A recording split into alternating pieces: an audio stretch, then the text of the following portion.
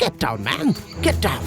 এই সংক্ষিপ্ত নির্দেশ শুনেই পাশে তাকাতে বিক্রম নতুন করে বুঝতে পারল ফ্রেড মার্টিনেজ স্নায়ু ঠিক কতখানি মজবুত। ইতিমধ্যেই সে হাঁটু গেড়ে বসে রাইফেল কাঁধে তুলেছে। এরপরেই তিনটে জিনিস একসঙ্গে ঘটল।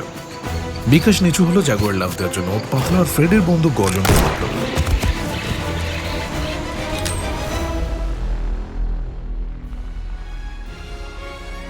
নমস্কার, আশা করি আপনারা সকলে খুব ভালো আছেন। আপনাদের সকলকে জানাই রথযাত্রার অনেক শুভেচ্ছা। আজ আপনারা আমাদের সঙ্গে যাত্রা করবেন সুদূর ব্রাজিল শহরে। ঐশিক মজুমদারের সর্বনাশের রং সোনালী অবলম্বনে আমাদের আজকের নিবেদন সোনালী শহরের খোঁজে। গল্প পাঠে কুন্তল।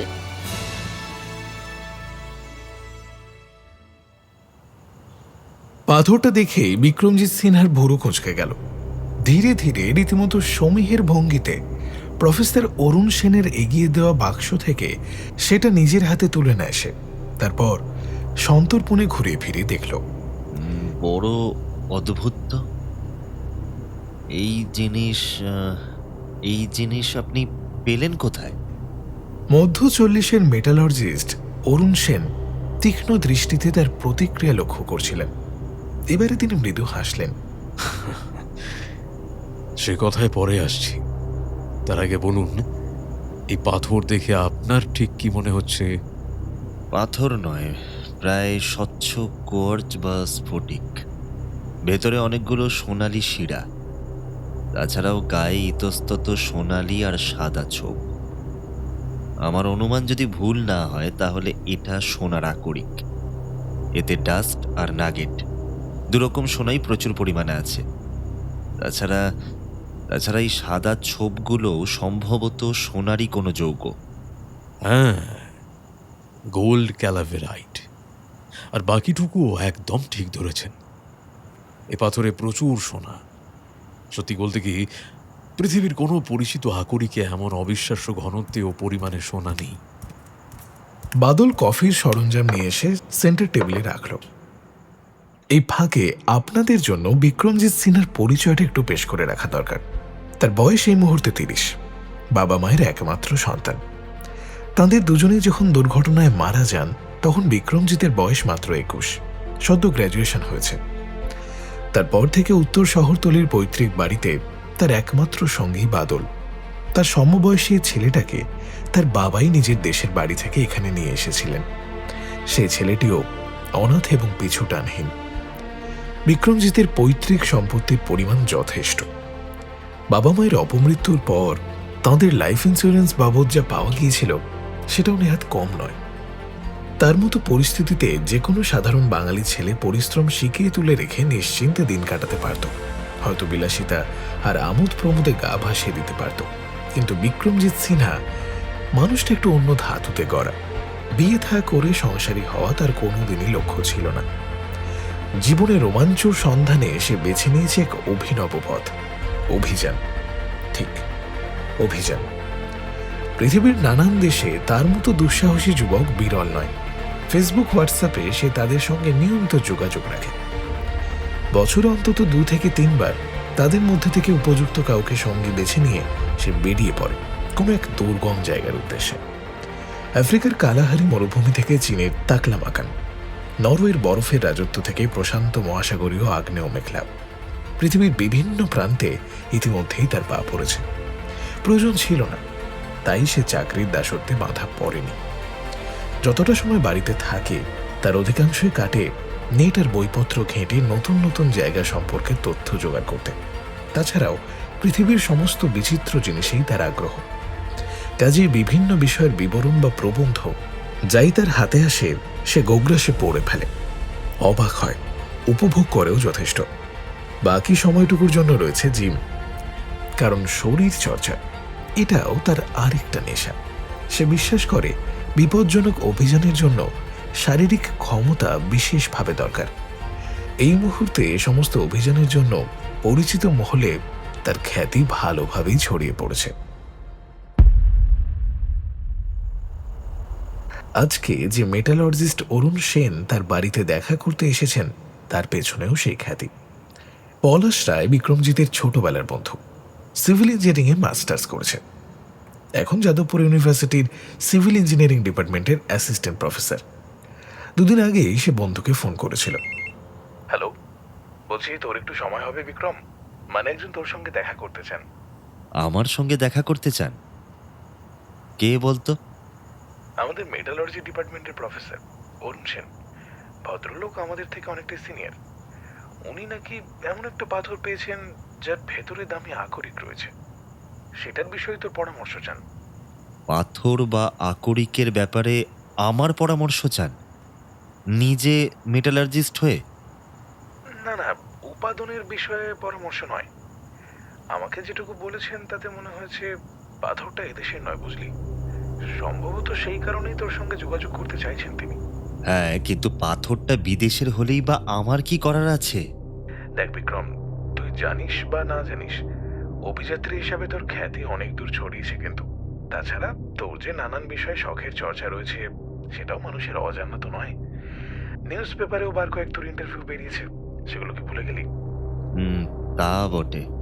দেখ, আমার মনে হয় পাথরটা ভিন দেশের কোনো দুর্গম অঞ্চল থেকে পাওয়া গিয়েছে, আর সেই জায়গা থেকে ওই আকরিক আরো উদ্ধার করা যায় কিনা সেই নিয়েই বোধহয় প্রফেসর অরুণ সেন তোর সঙ্গে কথা বলতে চান। শোন, ওনার সঙ্গে দেখা করতে আমার কোনো আপত্তি নেই। ওনাকে বলিস যে সামনের রোববার সন্ধ্যায় আমি বাড়ি থাকব। তবে সে সময়ে যদি ওনার অসুবিধা না থাকে তো। শেষ পর্যন্ত তাই ঠিক হয়েছিল। পলাশের কাছ থেকে ফোন নাম্বার নিয়ে শনিবার দিন অরুণ সেন বিক্রমজিৎকে ফোনও করে নিয়েছিলেন। এখন অর্থাৎ আজ রোববার সন্ধ্যায় অরুণ এসে উপস্থিত হয়েছেন। প্রাথমিক আলাপের পরেই হাতির ব্যাগ থেকে তিনি একটা কার্ডবোর্ডের বাক্স বের করেছেন, আর সেই বাক্সের ঢাকনা খুলে ভেতরের জিনিসটা বিক্রমজিৎকে ইতিমধ্যেই দেখিয়েছেন।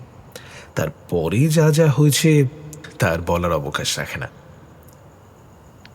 পাথরটা কোথা থেকে পেয়েছি তা আপনার বন্ধু পলাশবাবুকে খুলে বলিনি, তবে আপনার চেহারা দেখে আর কথাবার্তা শুনে বেশ ভরসা হচ্ছে। সঠিক লোকের কাছেই এসেছি, সুতরাং আপনাকে বলা যেতেই পারে। দয়া করে আমাকে আপনি আজ্ঞে করবেন না।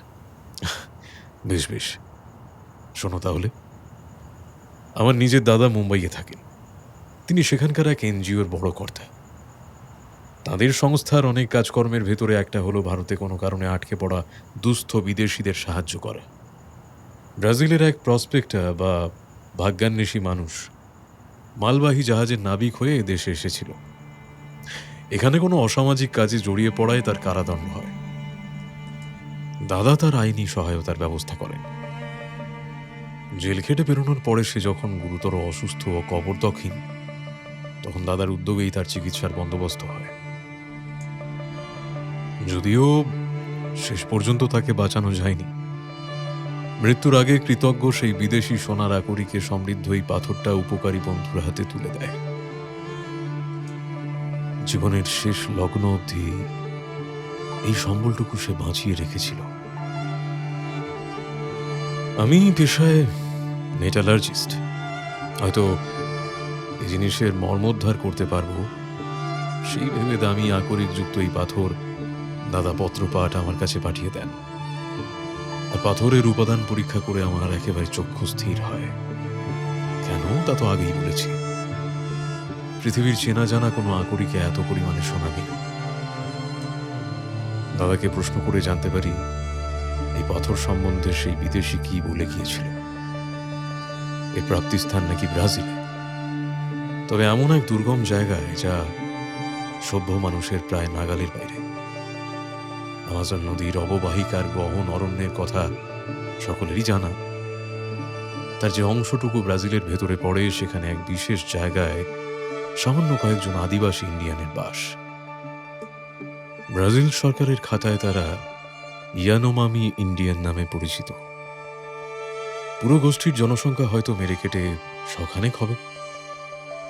সভ্য জগতের সঙ্গে এই সামান্য কয়েকজন মানুষের কোনো যোগসূত্র নেই। জীবনযাপনের পদ্ধতি আদিম এবং সরল। মনোজ সম্পদের উপর নির্ভরশীল তারা। সেই সম্পদের লোভে সভ্য মানুষ গিয়ে যাতে তাদের অত্যাচার বা উৎখাত না করে, ব্রাজিল সরকারের সংস্থা FUNAI বা ফুনাই সেদিকে নজর রাখে। ফুনাইয়ের কর্মচারীরা অবশ্য কদাচিৎ তাদের সঙ্গে সরাসরি যোগাযোগ করতে পারে।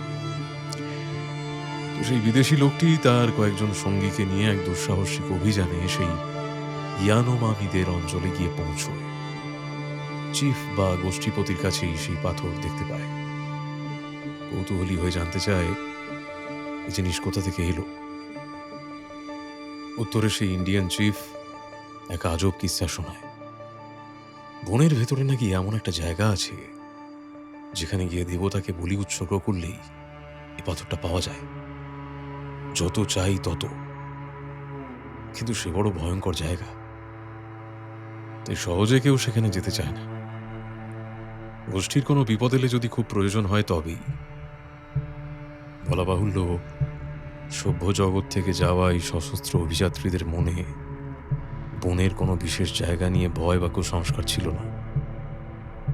তারা এরকম আরো পাথরের খোঁজে সেই দেবস্থানে হানা দেবে বলে ঠিক করেছিল। কিন্তু তার আগেই সেই আদিবাসীদের সঙ্গে কোনো বিষয়ে তাদের মনোমালিন্য হয়। আদিবাসীদের সম্মিলিত আক্রমণের মুখে দুজন অভিযাত্রীর প্রাণহানি ঘটে।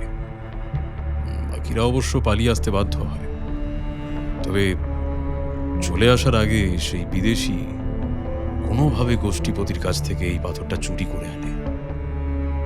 পরবর্তী সময়ে এরকম পাথরের লোভে তার সেই অঞ্চলে আবার অভিযান চালানোর ইচ্ছে ছিল, কিন্তু অর্থবল এবং লোকবলের অভাবে তার সম্ভব হয়ে ওঠেনি। তারপর ইন্ডিয়ায় এসে এই দুর্দৈব।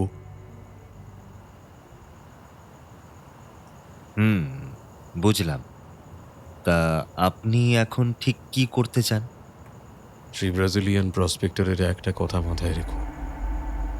রেড ইন্ডিয়ান চিফ বলেছিল তাদের ওই নিষিদ্ধ এলাকায় নাকি দেবতাকে বলি উৎসর্গ করলেই এই জিনিস অঢেল পাওয়া যায়।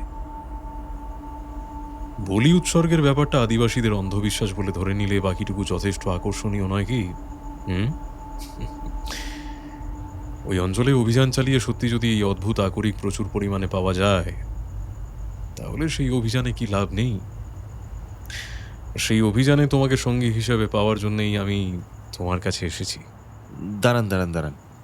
আপনি তো বললেন যে ওই পাথর পাওয়া গিয়েছিল আমাজনের গহন বনের কোনো অজানা দুর্গম জায়গা থেকে। তা অভিযানে গেলেও সেই জায়গা খুঁজে বার করবেন কি করে? সে তো খড়ের গাদায় সূঁচ খোঁজার শামিল। অতটা কঠিন বোধহয় হবে না। ভেবে দেখো, সেই ব্রাজিলিয়ানের কথাতেই আর একটু ক্লু ছিল। আমাজন অববাহিকার যে অঞ্চলে ওই ইয়ানোমামি ইন্ডিয়ান গোষ্ঠীর বসবাস, এই পাথর তার কাছাকাছি মেলে। সুতরাং যেতে হবে সেখানেই। পড়াশোনা করে দেখেছি ব্রাজিলের রোরাইমা প্রদেশে ইয়ানোমামিদের একটা বড় গোষ্ঠী থাকে, আর আমাজোনাস প্রদেশে থাকে খুব ছোট একটা দল। তাদের লোক সংখ্যা নগণ্য। সুতরাং সেই প্রসপেক্টর মেরে কেটে শখানেক লোক বলতে ওই অ্যামাজোনাসদের দলের কথাই বুঝিয়েছে। তারা অবশ্য যাযাবর, মাঝে মধ্যে এই অবস্থান পরিবর্তন করে। তবুও খুব বেশি দূরে তো আর যেতে পারবে না। আজকের গুগল সার্চ আর স্যাটেলাইট ম্যাপিংয়ের যুগে ওই জায়গা খুঁজে বার করাটা ছেলে খেলা। ইনফ্যাক্ট আমি ইতিমধ্যে সে নিয়ে খানিকটা রিসার্চ করেও ফেলেছি। মুশকিলটা হলো অন্য জায়গায়। জায়গাটা প্রোটেক্টেড এরিয়া বা সংরক্ষিত এলাকা। ব্রাজিল গভর্নমেন্টের পারমিশন ছাড়া ওখানে ঢোকা যাবে না। তবে একটু কাঠখড় পড়লে সেই অনুমতিও জোগাড় করা সম্ভব, কারণ আমাদের স্পন্সরের অর্থবল কম নয়। কিন্তু স্পন্সর? এই অভিযানের স্পন্সর কি আপনি ইতিমধ্যেই জোগাড় করে ফেলেছেন? তা প্রায় করে ফেলেছি বলতে পারো। আসলে কলকাতা বেসড একটা নামজাদা জুয়েলারি চেনের মূল কর্ণধার আমার বিশেষ পরিচিত। পাথরের কম্পোজিশন ঠিকঠাক জানা মাত্র আমি তাকে গিয়ে ধরি। আমার মুখে সবটা শোনার পরে উনি সিদ্ধান্ত নেয় এই এক্সপিডিশনের কস্ট উনি বিয়ার করবেন। অভিযানে সত্যি পাথর উদ্ধার হলে তার 60% ওর। কোম্পানির একজন প্রতিনিধি অভিযানে অংশ নেবে, এ হলো বিষয়। পাথরটা যে সত্যিই অদ্ভুত সে কথাটা মানতে হবে, কিন্তু ব্রাজিলের সেই প্রসপেক্টরের বাকি সব কথাই যে ঠিক হবে তার নিশ্চয়তা কোথায়? মানে মানে আমি বলতে চাইছি যে এই পাথর যে আমাজনের সেই ইন্ডিয়ানদের অঞ্চল থেকেই এসেছে তা কি নিশ্চিত? অত বড় একজন বিজনেসম্যান শুধুমাত্র একজন ভবঘুরের বিবৃতি শুনেই এত টাকা ইনভেস্ট করতে রাজি হয়ে গেলেন?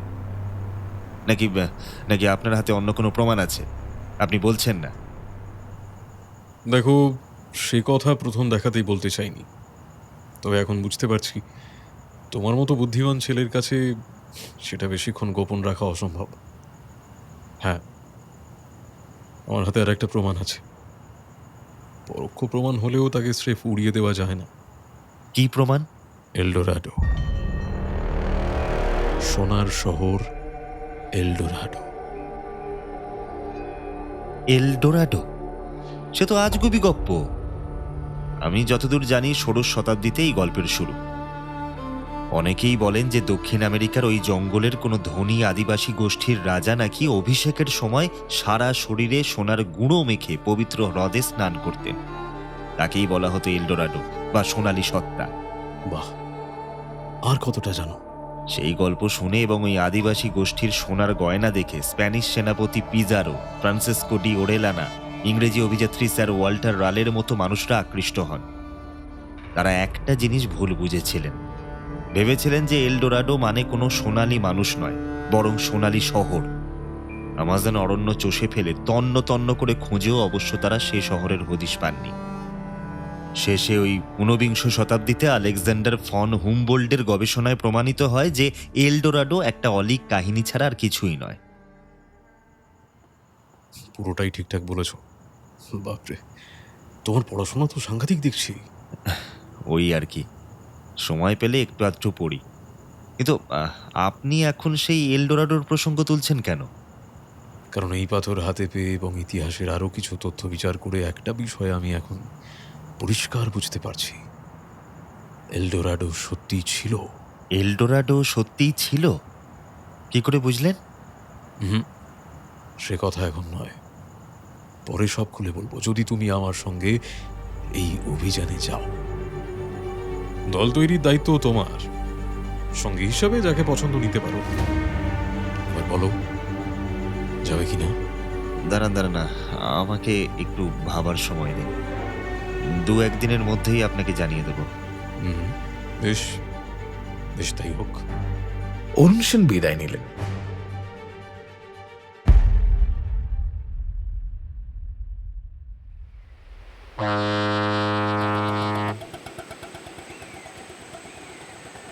বলেন কি? Extra terrestrial in origin? মানে এই পাথরটা? কেন নয়? পৃথিবীর আর কোনো আকরিকে তো এরকম অবিশ্বাস্য পরিমাণে সোনা নেই। যখনই এ ব্যাপারে নিশ্চিত হলাম, তখনই আমার সন্দেহ জিনিসটা পৃথিবীর বাইরে থেকে আসেনি তো। পৃথিবীর বাইরে থেকে মানে? মানে আপনি বলতে চাইছেন যে এই পাথর কোনো উল্কাপিণ্ডের অংশ, তাই তো? আবারও বলছি বিক্রম, তুমি বুদ্ধিমান। ধারণাটা মাথায় আসার পরে বেশ কয়েক মাস ধরে আমি রিসার্চ চালালাম, ইতিহাস ঘাঁটলাম, জোগাড় করলাম আমাজন অঞ্চলের নানান লোককথা। ফলে একটা তথ্য জানতে পারলাম, খ্রিস্টীয় ৪র্দশ শতাব্দীতে আমাজন অববাহিকায়, আরও নির্দিষ্ট করে বললে এখনকার ব্রাজিল আর পেরুর অন্তর্গত প্রায় ১০০ কিলোমিটার ব্যাসার্ধের একটা এলাকায় বেশ কয়েকবার উল্কাপাত হয়েছিল কয়েক বছর ধরে। এবার দেখো, প্রধানত ১৬শ শতাব্দী থেকে যে এলডোরাডোর সন্ধানে শয়ে শয়ে অভিযাত্রী ছুটে ছুটে হয়রান হয়ে গিয়েছিল, সেই সোনার শহরের সম্ভাব্য অবস্থানও ছিল ব্রাজিলের এই অঞ্চলে। আর আমাদের এই পাথরখানাও এসছে ওই অঞ্চল থেকে। আমাজনাস প্রদেশের ইয়ানোমামি গ্রামের মোটামুটি অবস্থান বার করার পরেই সে ব্যাপারে নিশ্চিত হয়েছি। সে না হয় হলো, তর্কের খাতিরে ধরেও নিলাম যে ওই ১০০ কিলোমিটার ব্যাসার্ধের মধ্যে অনেক উল্কাপাত হয়েছিল এবং তার ফলে সেখানে ওই বহির্বিশ্বের এই সোনার আকরিক জমা হয়েছিল। কিন্তু তাতে এলডোরাডোর অস্তিত্ব প্রমাণিত হয় কি করে? অনেক খুঁজেও তো কেউ সোনার প্রাসাদ বা ওই সেই প্রাসাদের ধ্বংসাবশেষ কিছুই দেখতে পায়নি।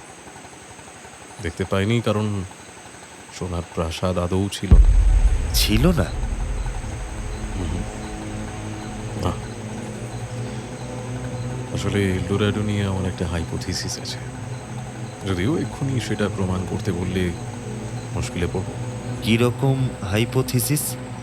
ব্রাজিলের পাশের দেশ পেরুতে যে ইনকা সভ্যতা গড়ে উঠেছিল তার স্বর্ণ ভাণ্ডারের ইতিহাস নিশ্চয়ই পড়েছ। সেই যে স্প্যানিশ সেনাপতি পিজারো ইনকা সম্রাট আতাহুয়ালপাকে আটক করে মুক্তিপণ হিসেবে তার দেহের সমান ওজনের সোনা আদায় করেছিলেন। হতভাগ্য সম্রাট অবশ্য শেষ পর্যন্ত মুক্তি পাননি। আমার মনে হয় ইনকা সভ্যতা যথেষ্ট উন্নত হওয়ায় সেখানকার কারিগররা এই মহাজাগতিক আকরিক থেকে সোনা নিষ্কাশন করতে পেরেছিল। অন্যদিকে তাদের তৎকালীন প্রতিবেশী অর্থাৎ ব্রাজিলের এই এলাকার আদিম উপজাতীয় মানুষের হাতে সেই উন্নত প্রযুক্তি ছিল না, ফলে তারা সোনা বার করতে পারেনি। হয়তো ওই সোনালি পাথর দিয়ে ছোট ছোট ঘর বানিয়েছিল গ্রামের লোক। কালের নিয়মেই পরে সেগুলো ভেঙে মাটিতে মিশে গিয়েছিল, কিন্তু তার আগে বেশ কয়েক যুগ ধরে সেই সব বাড়িঘর বেশ কিছু অভিযাত্রীর চোখে পড়ায় সোনার শহরের গুজবটা ছড়িয়ে পড়েছিল। বিক্রমজিৎ আর কিছু ভেবে ওঠার আগেই ক্যাপ্টেন মিগুয়েলের হাঁক শুনতে পাওয়া গেল। লঞ্চ রেডি সিনিয়র, ঝটপট খাওয়া সেরে নিন। অরুণ শশব্যস্ত হয়ে উঠে পড়লেন। বিক্রমজিৎও উঠল। তার মনে এই মুহূর্তে একই সঙ্গে বিস্ময়ের সঙ্গে স্বস্তি। বিস্ময়ের কারণ হল অরুণ সেনের এলডোরাডো সম্পর্কে এই আশ্চর্য তত্ত্ব, কিন্তু স্বস্তির কারণ এই তত্ত্ব তার একেবারে ফেলনা বলে মনে হচ্ছে না। সেক্ষেত্রে মানতে হবে এই অভিযান সফল হওয়ার যথেষ্ট সম্ভাবনা রয়েছে। প্রফেসর অরুণ সেন তার বাড়িতে আসার ঠিক দুদিন পরেই বিক্রমজিৎ তাকে ফোন করে জানিয়ে দেয় সে এই অভিযানে অংশ নিতে রাজি। সঙ্গী হিসেবে বিক্রমজিতের মাথায় প্রথমেই যার কথা আসে তিনি হলেন ফ্রেড মার্টিন। বছর ৩৫-এর ফ্রেড জাতিতে আমেরিকান হলেও পাকাপাকিভাবে ব্রাজিলের বাসিন্দা। প্রায় 6 ফিট টল, শক্ত সমর্থ চেহারা, অরণ্য বিশারদ সে, সেই সঙ্গে একজন দক্ষ শিকারীও। যদিও নিতান্ত নিরুপায় না হলে কোনো জানোয়ারের ওপর গুলি চালাতে সে কিছুতেই রাজি হয় না। এই ফ্রেডের সঙ্গেই একবার বিক্রমজিৎ ভেনেজুয়েলার মারাকাইবো হ্রদ থেকে ঘুরে এসেছিল। এইবারের অভিযানের প্রস্তাব দেওয়া মাত্রই ফ্রেড মার্টিন সানন্দে রাজি হয়ে যায়। শুধু তাই নয়, অভিযানের জন্য স্থানীয় গাইড এবং কুলি জোগাড়ের দায়িত্ব সেই নিয়ে নেয়। এরপরে একটা মাস আয়োজনের ধাক্কায় বিক্রমজিৎ দম ফেলার ফুরসত পায়নি। অরুণ সেন ইতিমধ্যেই সেই স্বর্ণ ব্যবসায়ীকে পৃষ্ঠপোষকতায় রাজি করিয়ে ফেলেছেন। ব্যবসায়ীর প্রতিনিধি হিসেবে দলে যোগ দিয়েছিল বিকাশ তিওয়ারি। বিক্রমজিতের সমবয়সী বিহারি ছেলেটি শারীরিক সক্ষমতায় তার সমকক্ষ না হলেও ছিপছিপে এবং কড়িত কর্মাগোছের ছিল। উদ্যোগ পূর্বে সে বিক্রমজিৎকে যথেষ্ট সাহায্য করে। একটা ব্যাপারে অরুণ সেনের অনুমান একেবারে নির্ভুল প্রমাণিত হয়। স্পন্সর প্রচুর পরিমাণে টাকা ঢালায় ব্রাজিল সরকারের তরফ থেকে সশস্ত্র অভিযানের অনুমতি আদায় করতে খুব একটা বেগ পেতে হয় না তাদের। যদিও কিছু শর্ত অবশ্যই আরোপিত হয়, যার মধ্যে প্রধান হল স্থানীয় আদিবাসীদের কোনোভাবেই উত্ত্যক্ত করা চলবে না। মনে অন্য অভিপ্রায় থাকলেও তখনকার মতো অভিযাত্রীরা সেই সমস্ত শর্ত মেনে নেয়। তাদের সেই অভিযান শুরু হয়েছে আজ থেকে 7 দিন আগে। কলকাতা থেকে বিক্রমজিৎ, অরুণ আর বিকাশ ব্রাজিলের রাজধানী রিও ডি জেনিরোতে এসে পৌঁছানোর পর ফ্রেড মার্টিন তাদের অভ্যর্থনা জানিয়েছে। ব্রাজিলের অ্যামাজোনাস রাজ্যের প্রধান শহর মানাউসকে অ্যামাজন অরণ্যের প্রবেশদ্বার বলা হয়। রিও ডি জেনিরো থেকে আকাশপথে 4 জনে সেই ছোট্ট শহরে এসে পৌঁছেছে। আজ 3 দিন হল। সেখান থেকেই নদীপথে মোটর লঞ্চে করে তাদের যাত্রা শুরু হয়েছে। এই মানাউস শহরের উত্তর পূর্ব দিকে কিছুটা দূরেই আপুরিমাক, মান্টারো, উকাইলি প্রভৃতি নদীর মিলিত যে প্রবাহ দুপাশে ক্রমশ ঘন হতে থাকা বনের মধ্যে দিয়ে বয়ে এসেছে, পেরু, কলম্বিয়া, বলিভিয়ার অধিবাসীরা তাকে অ্যামাজন বলে জানে। কিন্তু অধিকাংশ ব্রাজিলিয়ানের কাছে তার পরিচয় সোলিমেস নদী বলে। মানাউস শহরের অদূরে সেই নদীর বাদামি জলরাশির সঙ্গে সঙ্গম ঘটেছে রিও নিগ্রো নদীর ঘন নীলবর্ণ জলে। এই মিলিত জলধারাকেই ব্রাজিলের মানুষ অ্যামাজন বলে চেনে। আপনাদের বলে রাখা উচিত, এই অ্যামাজন নামের উৎপত্তির ইতিহাসও বেশ চিত্তাকর্ষক। সুদূর অতীতে স্প্যানিশ সেনাপতি ফ্রান্সিসকো ডি ওরেলেনা এখানকার আদিবাসীদের সাথে যুদ্ধের সময় নারীদেরকেও সেই যুদ্ধে অংশ নিতে দেখেন। তাতেই তার মনে পড়ে যায় গ্রিক পুরাণে বর্ণিত অ্যামাজন নারী বাহিনীর কথা। আর সেই থেকেই এই নদী এবং সন্নিহিত অরণ্যের নাম অ্যামাজন। মানাউস শহরের কাছে সেই সঙ্গম থেকেই শুরু হয়েছে তাদের এই দীর্ঘ ক্লান্তিকর যাত্রা। প্রথম দিনেই তারা জনবসতি ছাড়িয়ে এসেছে। তারপর থেকে অন্য কোনো জলযানের দেখা মেলেনি বললেই চলে। মাঝখানের দুটো রাত কেটেছে এই লঞ্চের অপরিসর ও অপরিচ্ছন্ন কেবিনের বাঁকে। নদীর জলেও হাত দেওয়া বারণ ছিল, হিংস্র কুমির এবং পিরহানা মাছের ভয়। আজ সকালে তারা এসে পৌঁছেছে অ্যামাজন অববাহিকার বিখ্যাত রেন ফরেস্ট বা বর্ষণ বনের সবচাইতে দুর্গম এবং অজ্ঞাত কেন্দ্রীয় অঞ্চলে। মানচিত্র অনুযায়ী এই মুহূর্তে তাদের অবস্থান ব্রাজিল এবং পেরুর সীমান্তের কাছাকাছি কোথাও। ক্যাপ্টেন মিগুয়েলের মতে আজ বিকেলের মধ্যেই অরুণ সেনের নির্দিষ্ট জায়গায় পৌঁছে লঞ্চ নোঙর ফেলবে। তারপরে সে তার মাল্লাদের নিয়ে লঞ্চেই অপেক্ষা করে থাকবে। জঙ্গলে ঢুকবে অভিযাত্রীর দল। বিক্রমজিৎ, অরুণ সেন, বিকাশ তিওয়ারি, ফ্রেড মার্টিন এরা তো আছেই। তাদের সঙ্গে আরও দুজন যোগ দিয়েছে। এদের মধ্যে একজন হলেন হোসে মিরালেস গার্সিয়া, সংক্ষেপে গার্সিয়া। সে আসলে গাইড বা পথপ্রদর্শকের কাজ করবে। শক্তপোক্ত চেহারার বছর 40-এর মানুষটা আগে ব্রাজিল সরকারের সেই আদিবাসী সংরক্ষণ সংস্থা ফুনাইতে কাজ করত। এই অঞ্চলে আগে 2-3 বার এসেছে। এখানকার আদিবাসীদের দেখাও পেয়েছে। ইয়ানো মামিদের ভাষা সে কিছুটা হলেও জানে। তাদের সঙ্গে বাক্যালাপের দরকার হলে দোভাষীর কাজ ইনি চালাতে পারবেন। এছাড়া রয়েছে শক্তিশালী এবং সাহসী তরুণী কুলি রামিরেস। অ্যামাজন অভিযানে অংশ নেওয়ার অভিজ্ঞতা তার ঝুলিতেও রয়েছে। গার্সিয়া এবং র্যামিরেস এই দুজনেই আগ্নেয়াস্ত্র চালাতে জানে। এই দুজন স্থানীয় মানুষকে অবশ্য বেছে নিয়েছে ফ্রেড মার্টিন, মানাউস থেকে লঞ্চের লস্করদের মতোই। ফ্রেডের আরও কয়েকজনকে দলে ভেড়ানোর ইচ্ছে ছিল, কিন্তু দলনেতা বিক্রমজিতের আপত্তিতে তা আর সম্ভব হয়নি। তার ধারণা অভিযানের গোপনীয়তা বজায় রাখতে হলে দলের সদস্য সংখ্যা কম রাখা দরকার। পথ চলতে চলতে অবশেষে বিকেল বেলা মিগুয়েল ও তার সাঙ্গপাঙ্গরা লঞ্চ পারে ভেড়াল। অরুণ সেনের স্যাটেলাইট ম্যাপে মোটামুটি এই জায়গাটাই চিহ্নিত রয়েছে। গার্সিয়ার হাবভাব দেখে মনে হলো সে এখানে নামতেই আগ্রহী। কি হে, আগে কি তুমি ঠিক এখানেই এসেছিলে? সম্ভবত ইংরেজি জ্ঞানের স্বল্পতার কারণেই গার্সিয়া মিতভাষী। কথার জবাবে সে যেভাবে মাথা নাড়ল তার অর্থ হ্যাঁ অথবা না দুটোই হতে পারে। কাজেই আর কথা না বাড়িয়ে সকলে সেখানেই নেমে পড়ল। কিন্তু নামাটা অবশ্য সহজ হলো না। নদীর পাড়ে হাঁটু অবধি গভীর নরম কাদা, তার মধ্যে উঠে থাকা ছুঁচালো সমস্ত শ্বাসমূল। একটু সতর্ক হলেই পায়ে বিঁধে যাওয়ার প্রবল সম্ভাবনা। কাজেই অনেক কসরত করে শুকনো জমিতে পৌঁছানো গেল। ওদিকে মিগুয়েল অ্যান্ড কোম্পানি লঞ্চ পাকাপোক্তভাবে নোঙর করে ফেলেছে। ডেক থেকে হাত নাড়িয়ে অভিযাত্রীদের বিদায় জানালো তারা।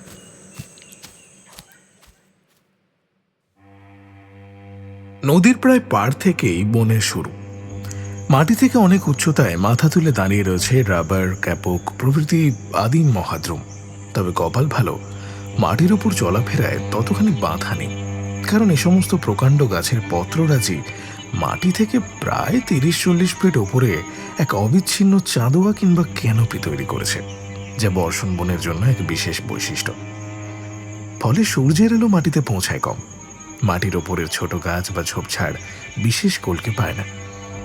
জমি মোটামুটি এখানে পরিষ্কারই থাকে, কিন্তু তবুও প্রত্যেকের সাথে ব্যাকপ্যাকে তার নিজস্ব জিনিসপত্র। কাজেই তার ভারে হাঁটতে বেশ বেগ পেতেই হচ্ছিল। সরঞ্জাম এবং রসদের অধিকাংশটুকুই 2 ব্রাজিলিয়ান বহন করছে। তাদের মোটবর ক্ষমতা দেখে বিক্রমজিৎ আশ্চর্য হলো। আগেই জানা ছিল এই অঞ্চলের ইন্ডিয়ান গোষ্ঠী অত্যন্ত ছোট, তারা যাযাবরের মতো ঘুরে বেড়ায়। কাজেই এই বিপুল অরণ্যে তাদের সন্ধান করা আদৌ সহজ হবে না। কিন্তু তবুও শেষবার যেখানে তাদের সাথে যোগাযোগ করা গিয়েছিল, গার্সিয়া অনেকটা আন্দাজেই দলকে সেই দিকেই নিয়ে চলল। সবার আগে সে আর রামিরেস, মাঝখানে অরুণ আর বিকাশের সঙ্গে বিক্রমজিৎ, একদম শেষে ফ্রেড। নিজের ওয়েদারবি হান্টিং রাইফেল হাতে সে চারিদিকের জঙ্গলের ওপর সতর্ক দৃষ্টি রাখতে রাখতে চলেছে। ফ্রেডের দ্বিতীয় রাইফেলটা রামিরেস মোটের সঙ্গেই বইছে। বিক্রমজিতের ট্রাউজার্সের পকেটে তার নিজস্ব লাইসেন্স রিভলভারটাও রয়েছে, তবে তার উপর একটা হাত রাখলেও অস্ত্রটা সে এ পর্যন্ত বার করেনি। বেলা আন্দাজ 2টোর সময় অভিযাত্রীরা বনের মধ্যে বেশ বড় একটা ন্যাড়া জায়গায় এসে পৌঁছালো, আর সেখানে পৌঁছতেই গার্সিয়া থমকে দাঁড়ালো। ব্যাপার কি? এই জায়গাটা ফাঁকা কেন? যে কোনো জঙ্গলের আদিবাসীরাই গাছ কেটে জমি বার করে, তারপর সেখানে আদিম প্রথায় বীজ ছড়িয়ে ফসল ফলায়। ফার্টিলাইজারের ইউজটা এদের ঠিক জানা নেই, তাই বার কয়েক চাষাবাদের পরে জমির উর্বরতা কমে আসে, ফার্টিলিটি ফ্যাক্টর। তখন তারা অন্যত্র চলে যায়। রাইট, ঠিক বলেছ ফ্রেড, এখানেই ক্যাম্প করা উচিত। তাহলে এই জায়গাটাকে মাঝখানে রেখে চারদিকের বনের মধ্যে ঘুরে ঘুরে ইন্ডিয়ানদের তল্লাশ করা যাবে। অতএব সেখানেই ঘাঁটি করার সিদ্ধান্ত হলো। ঘণ্টাখানেকের চেষ্টায় 3টে তাঁবু খাড়া হয়ে গেল। 2টো তাঁবু আকারে ছোট, তার একটায় থাকবেন প্রফেসর সেন এবং বিকাশ, অন্যটা বিক্রমজিৎ আর ফ্রেডের জন্য বরাদ্দ। তৃতীয় তাঁবুটা একটু বড়, সেখানে রান্নার সরঞ্জাম, রসদ ইত্যাদি নিয়ে থাকবে গার্সিয়া আর র্যামিরেজ। শেষের 2জন মিলে তাঁবুর পাশের খোলা মাঠে একটা বিরাট বড় অগ্নিকুণ্ড বানিয়ে ফেল। সেখানে সারা রাত ধরে কাঠকোটোর আগুন জ্বলবে।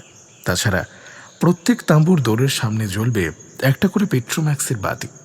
ঠিক হলো, অভিযাত্রীরা পালা করে রাত জেগে অস্ত্র নিয়ে ক্যাম্প পাহারা দেবে, এক লপ্তে 2জন। আশেপাশের বনে হিংস্র প্রাণীর প্রজাতি মূলত 2টোই রয়েছে এখানে, অ্যামাজনের বিগ ক্যাট জাগুয়ার আর কুখ্যাত অতিকাল ময়াল সাপ অ্যানাকন্ডা। যদিও তারা সংখ্যায় বিরল, তবুও সতর্কতা হিসেবে এই ব্যবস্থা। সমস্ত কাজ শেষ হওয়ার পর ওরিজ আর ক্যানাট বিনের লাঞ্চ খেতে খেতে ঝুপ করে সন্ধ্যা নেমে গেল। ফলে এদিন আর আশেপাশে ঘুরে দেখা তেমন সম্ভব হলো না। আগুন জ্বালিয়ে সবাই রাতের জন্যই তৈরি হলো। কিছুক্ষণের কথাবার্তার পর তারা সবাই তাঁবুতে ঢুকে পড়লেও ফ্রেড আর বিকাশ বাইরের অগ্নিকুণ্ডের পাশেই বসে রইল, কারণ প্রথম ক্ষেপের পাহারার ভার তাদের উপরেই এসে পড়েছে। এর পরের পালা প্রফেসর সেন আর গার্সিয়ার। শেষ রাতে জেগে থাকা সবচাইতে কঠিন, তাই সেই দায়িত্ব বিক্রমজিৎ নিজের কাঁধে নিয়েছে। তার সঙ্গী হবে র্যামিরেজ।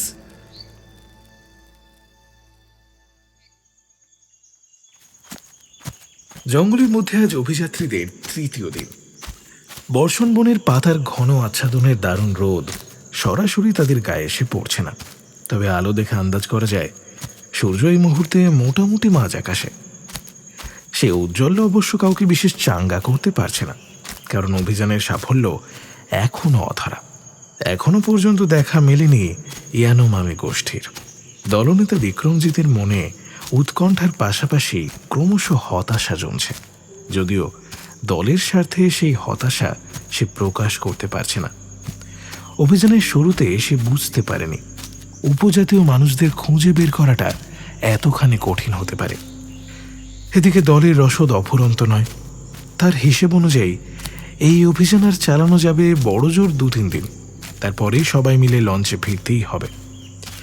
গতকাল সকালে কফি আর পরিস দিয়ে ব্রেকফাস্ট সারা হয়েছিল। তারপর র্যামিরেজকে একটা রাইফেল ধরিয়ে তাঁবু পাহাড়ের দায়িত্বে রেখে বাকি সকলে বেরিয়ে পড়েছিল। ঠিক হয়েছিল প্রথমবার যাওয়া হবে খাঁটির উত্তর দিকে। ফ্রেডের হাতে রাইফেল, বিক্রমজিতের হাতে রিভলভার। তারা 2জন দলের 2 প্রান্তে। বিক্রমজিৎ পই পই করে বলে দিয়েছিল কেউ যেন কোনো মুহূর্তেই দল ছাড়া না হয়। গার্সিয়ার নেতৃত্বে উত্তর দিকে আনুমানিক 3 কিলোমিটার ব্যাসার্ধের একটা বৃত্ত চষে ফেলেও কোনো লাভ হয়নি তাদের। ইন্ডিয়ান বসতির কোনো চিহ্ন, যেমন পরিত্যক্ত কুটির বা অগ্নিকুণ্ডের অবশেষ, কিছুই চোখে পড়েনি। অবশ্য ম্যাকাও সহ নানা রকম পাখির দেখা পাওয়া গিয়েছিল, সে সঙ্গে কয়েকটি বিচিত্র প্রাণীরও। তাদের মধ্যে অ্যামাজনের কাঠবিড়ালি পয়জন ডার্ট ফ্রগের কথা বিশেষ করে উল্লেখযোগ্য। এই শেষের প্রাণীটার তীব্র বিষ মানুষকেও ঘায়েল করার ক্ষমতা রাখে। বেলা 12টার দিকে কিছুটা হতাশ হয়েই সবাই তাঁবুতে ফিরে আসে। লাঞ্চ সারা হয় ফ্রেডের শিকার করা পাখির মাংস আর ভুট্টার আটার রুটি দিয়ে। তারপরেই আরেকবার খোঁজার পালা। এবারের লক্ষ্য দক্ষিণ দিক। এবারেও একইভাবে বেশ বড়সড় একটা বৃত্তাকার অঞ্চল চষে ফেলা হয়, কিন্তু ফল যথা পূর্বং তথা পরং, অর্থাৎ এবারেও বৃথা।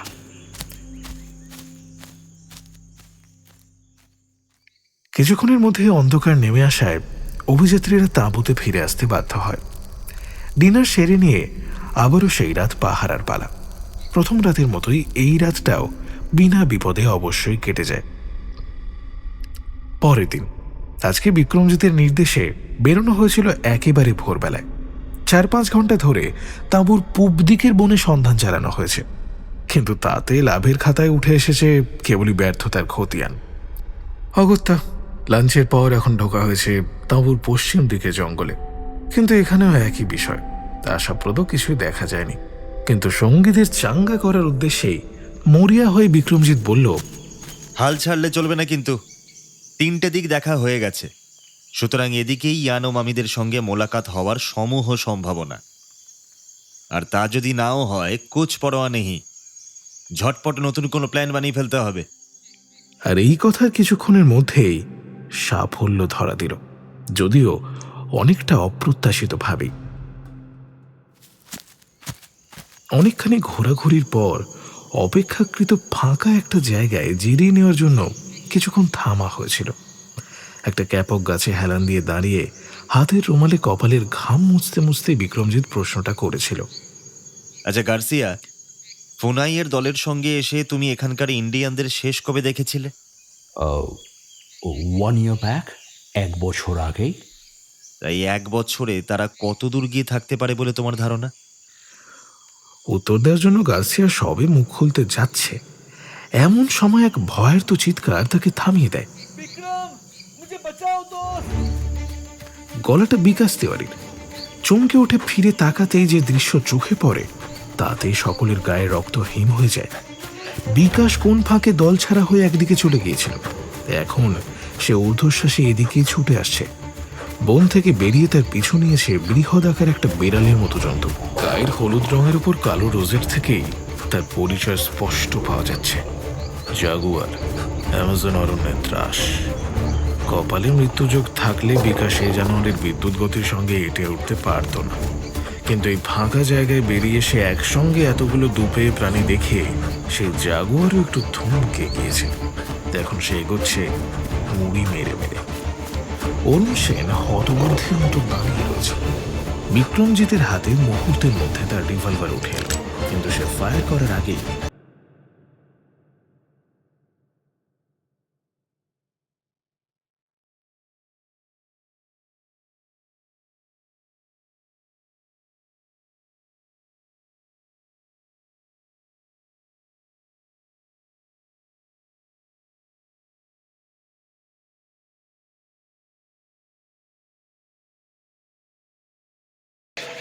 আর সে বেড়াল বাবাজির আর লাফ দেওয়া হলো না। সে এক ঝটকায় খানিকটা পেছনে গিয়ে ছিটকে পড়ল।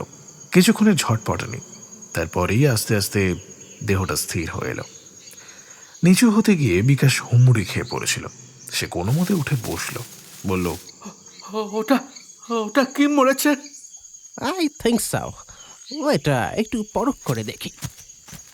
জন্তুটার দেহ থেকে নিরাপদ দূরত্ব রেখে যাচাই করার জন্য সে নিচু হয়ে হাঁটু গেড়ে বসল, আর সেই কাজটাই এ যাত্রায় তার প্রাণ বাঁচিয়ে দিল। একটা তীক্ষ্ণ বাতাস কাটার আওয়াজ, আর তারপরই ঠক করে একটা শব্দ। চমকে উঠে বিক্রমজিৎ দেখল প্রায় 1.5 হাত লম্বা একটা তীর ফ্রেডের পিছনের একটা গাছের কাণ্ডে বিঁধে থরথর করে কাঁপছে। নিঃসন্দেহে দীর্ঘদেহী আমেরিকানই তার লক্ষ্য ছিল। মোক্ষম মুহূর্তে বসে পড়ায় সে বরাত জোরে বেঁচে গিয়েছে কথাটা বলার আরও একটা কারণ হলো দক্ষিণ আমেরিকার উপজাতীয় শিকারীদের এই তীরের আগায় মারাত্মক কুরারি বিষ থাকে। সেই বিষ ভালোভাবে রক্তে মিশলে স্নায়ু এবং পেশি দুই বিকল হয়ে যায়, বন্ধ হয়ে যায় শ্বাস নেওয়াটাও।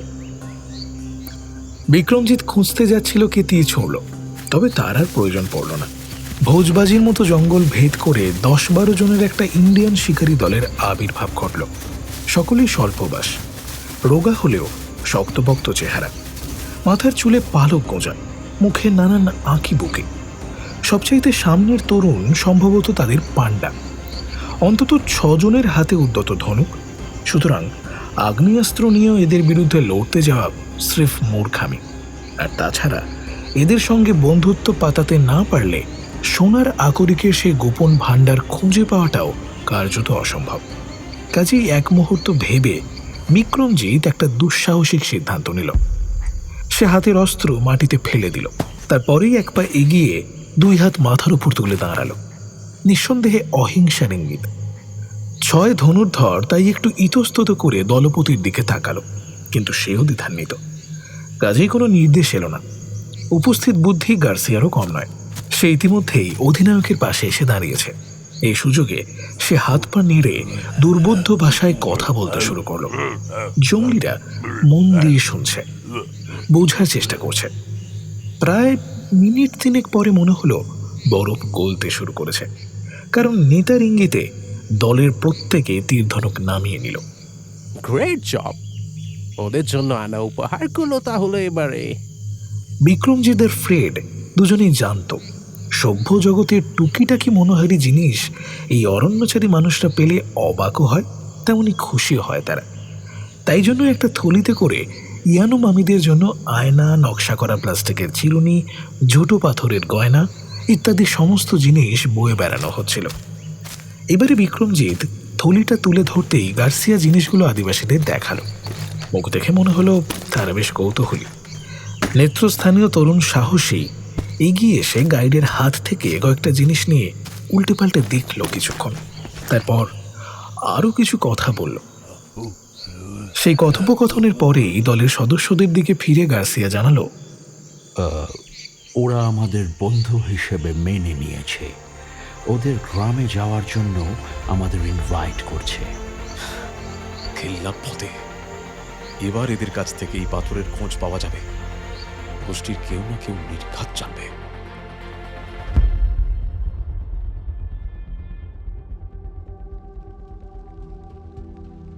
শেষ পর্যন্ত কিন্তু দেখা গেল সাফল্য অত সহজে হাতে মুঠোয় আসার নয়। ইন্ডিয়ানদের আমন্ত্রণ পাওয়ার পর অভিযাত্রীরা কাল বিলম্ব করেনি। গতকাল দুপুরেই বিক্রমজিৎরা আদিবাসী পথ প্রদর্শকের সঙ্গে গিয়ে তাদের গ্রাম দেখে এসেছে। যে জায়গায় জাগুয়ারের সঙ্গে তাদের মোলাকাত হয়েছিল, গ্রামের অবস্থান তার থেকে আরও কিলোমিটার 2 পশ্চিমে। গ্রাম বললে অবশ্য বাড়িয়ে বলা হয়, কারণ আদতে সেটা বনের মধ্যে আন্দাজ 500 মিটার ব্যাসার্ধের একটা অঞ্চল। গাছপালা কেটে কিছুটা পরিষ্কার করা হয়েছে। এই জমির কেন্দ্রে সাকুল্যে গোটা 15টা ঘর, মাটি আর পাথর দিয়ে কোনো মতে খাড়া করা 4টে দেওয়াল, তার উপরে যেমন তেমন করে পাতার ছাউনি। এক একটা ঘরে বেশ কয়েকজন মানুষ থাকে, সঙ্গে থাকে তাদের ছাগল কুকুরের মতো কিছু গৃহপালিত পশু। জীবনযাপনের পদ্ধতি অত্যন্ত সরল। খাবার বলতে চারপাশের জমিতে নিজেদের চাষ করা কিছু কন্দ, বিন জাতীয় ফসল, তাছাড়াও শিকার করা পশু পাখির মাংস। এরা এখনো আগুন জ্বালায় আদিম পদ্ধতিতে। শুকনো পাতার স্তূপের উপর পাথরে পাথরে ঠুকে ফুলকি তৈরি করে। কাল বিকেল গড়াবার আগে বিক্রমজিতের দলের সবাই মিলে সমস্ত লটবহর তুলে এনে এই ইন্ডিয়ান গ্রামের বাইরে নতুন করে তাঁবু গেড়েছে। রাত কাটিয়েছে সেখানে। গতকাল ইন্ডিয়ান শিকারীদের যে তরুণ পান্ডার সঙ্গে তাদের আলাপ হয়েছিল, জানা গিয়েছে তার নাম কাহিবা। সেই ছেলেটি এই ছোট্ট জনগোষ্ঠীর প্রধানের ছেলে। আজ তার বাবা গায়ের সেই মোড়ল শিবিত অভিযাত্রীদের মধ্যাহ্ন ভোজের নিমন্ত্রণ করেছেন। তারাও যথাসময়ে উপস্থিত হয়েছে। আয়োজন অতি সামান্যই। ম্যানিওক আর বিনের মণ্ড, সঙ্গে কোনো ছোট পশুর মাংস। লবণ না থাকায় সভ্য মানুষের কাছে এই খাদ্য বিস্বাদ। তবুও সোনামুখ করে সবাইকে সেই খাবার খেতে হলো, যাতে নিমন্ত্রণকর্তার অপমান না হয়। খাওয়া দাওয়ার পরে শিবিত এবং তার পার্শ্বদরা বিদেশিদের ঘিরে বসল। গার্সিয়ার মাধ্যমে পার্শ্বদের সঙ্গে বিক্রমজিৎদের আলাপ হলো। তাদের মধ্যে শিবিত ছেলে সেই কাহিবা ছাড়াও গোষ্ঠীর সামান বা উইচ ডক্টর কিনিবো এবং শিবিতর উপদেষ্টা প্রৌঢ় বিনীতর নাম বিশেষ করে উল্লেখযোগ্য। বিক্রমজিৎ আর ফ্রেড প্রথমেই ঝুলি থেকে ইন্ডিয়ানদের জন্য আনা সমস্ত উপঢৌকন একে একে বার করতে লাগলো। সবাইকে নকল পাথরের গয়না, ধাতুর টুকিটাকি জিনিস ছাড়াও বিশেষভাবে শিবিতকে উপহার দিল একটা সিগারেট লাইটার। ওইটুকু জিনিসের মধ্যে আগুন কেমনভাবে বন্দী হয়ে থাকে আর একটু চাপ দিলেই বেরিয়ে আসে, এই ঘটনা দেখে সেই আদিবাসীদের বিস্ময়ের বাঁধ মানল না। শিবিত বারবার বোতাম টিপে আগুন জ্বালাতে লাগলো। অন্যরা হাঁ করে সেদিকে চেয়ে রইল। কিছুক্ষণ অপেক্ষার পর উপজাতীয় নেতারা যখন মনের আনন্দে সদ্য পাওয়া উপহার ঘুরিয়ে ফিরিয়ে দেখতে ব্যস্ত, ঠিক সেই সময় অরুণ সেন গার্সিয়ার মাধ্যমে কাজের কথাটা পারলেন। বাইরের জগৎ থেকে আমরা এরকম অনেক উপহার এনেছি, ইন ফিউচারও নিয়ে আসব। এইসবের বিনিময়ে আমরা শুধু চাই এরকম পাথর, স্টোনস। অন্তত এই জিনিস কোথায় পাওয়া যায় সেইটা দেখিয়ে দিলেও চলবে। অনেক মেহনত করে গার্সিয়া তার এই প্রস্তাব ইয়ানোমামি ভাষায় অনুবাদের কাজ শেষ করল। তার কথা শেষ হতেই প্রফেসর রুকস্যাক থেকে সেই স্বর্ণ আকরিকের খণ্ডটা বার করলেন, কিন্তু সেদিকে এক ঝলক তাকিয়েই বদলে গেল আদিবাসীদের মুখের ভাব। বিক্রমজিৎ দেখতে পেল তাদের সবার চোখে সুস্পষ্ট আতঙ্কের ছায়া। ফ্রেড অবাক হয়ে তার কানে কানে প্রশ্ন করল, একটা সামান্য পাথর নিয়ে এরকম ভয় পাওয়ার কি আছে? I think that's normal stone. কিছুটা সামনে নিয়ে শিবিত তার পার্ষদ বিনীত আর সামান কনিবুর সঙ্গে মৃদুস্বরে কিছুক্ষণ পরামর্শ করে নিল। তারপর গার্সিয়ার মুখের দিকে তাকিয়ে দ্রুত গতিতে অনেকগুলো কথা বলে গেল। তার মধ্যে ওডিনা কাটরি এই শব্দটা বেশ কয়েকবার শুনতে পাওয়া গেল। গার্সিয়া ঘন ঘন ঘাড় নাড়াতে লাগলো বটে, কিন্তু মুখ দেখে মনে হলো ব্যাপারটা তারও পুরোপুরি বোধগম্য হয়নি। খানিক পরে অভিযাত্রীদের দিকে ফিরে এসে থেমে থেমে মোড়লের বক্তব্য ইংরেজিতেই যথাসাধ্য বোঝানোর চেষ্টা করল সে। Listen to me carefully. এরা বলতে চাইছে এরকম পাথর এদের গোপন ভাণ্ডারে কিছু আছে বটে, তবে এই জিনিস এমনিতে কোথাও পাওয়া যায় না। কোনো প্রাকৃতিক দুর্যোগ বা অসুখ বিসুখে গোষ্ঠী বিপন্ন হলে এরা দল বেঁধে অডিনা কাটরির কাছে যায়। তাঁর আশীর্বাদ হিসেবে এমন একটা পাথর পাওয়া যায়। Did you get it? ওডিনা কাটুরি, সে আবার কি? ওডিনা কাটরি কথাটার মিনিং পাহাড়ের আত্মা, সোল। মনে হচ্ছে এখানে কোনো পাহাড় আছে। অবশ্য এমনিতে এরা সেই পাহাড়কে যথেষ্ট ভয় পায়, এড়িয়েও চলে। They actually try to avoid it. বিপদে না পড়লে আদৌ ওই পথ ওরা মারায় না। অসম্ভব!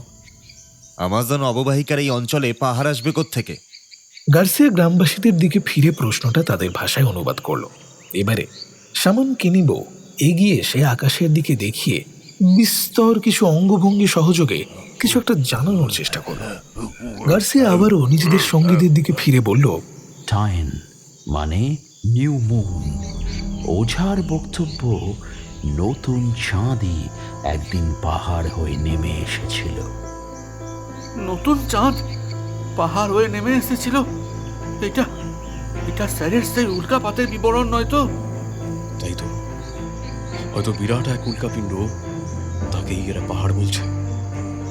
চাঁদ নেমে আসার উপকথাও হয়তো সেই প্রাচীনকাল থেকেই লোকের মুখে মুখে চলে আসছে। সেটা হলে তো সবই মিলে যাচ্ছে। এদের ভাষায় পাহাড়ের আত্মাই পাথর উপহার দেয়, সুতরাং এই আকরিক ওই পাহাড় বা উল্কাপিণ্ডেই আছে।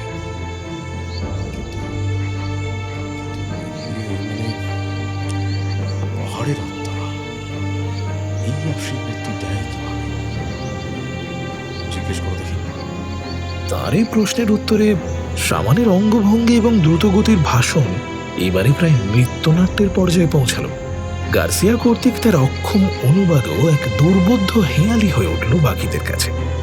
ওরা বলছে আশীর্বাদ পেতে জানে শুধু কনিবোর মতো সামানরাই, কিন্তু সেই জন্য প্রয়োজন নরবলি। একটা মানুষকে শুদ্ধ করার পর জোর করে ঢুকিয়ে দেওয়া হয় পাহাড়ের গুহায়, কেভের ভেতর। পাহাড়ের আত্মা সেই বলি গ্রহণ করেন এবং এই রকম একটা পাথর ফিরিয়ে দেন। নরবলির ব্যাপারটা রোমহর্ষক হলেও অভিযাত্রীরা বাকি বিবরণের মাথামুন্ডু কিছুই বুঝতে পারল না। কিছুক্ষণের জন্য সকলেই হতভম্ব হয়ে রইল। তারপর অরুণ সেন অধৈর্য হয়ে প্রশ্নোত্তর পর্বে বাধা দিলেন। পাথর কিভাবে পাওয়া যাবে সে আমরা বুঝে নেব। ওদের বলো আমরা সেই পাহাড়ে যেতে চাই।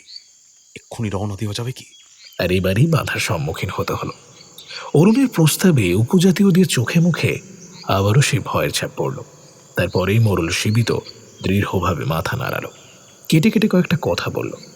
গার্সিয়ার মারফত জানা গেল প্রয়োজন ছাড়া ওই পাহাড়ে গিয়ে তারা নিজেদের প্রাণ বিপন্ন করবে না, and they won't let anybody else to go there too.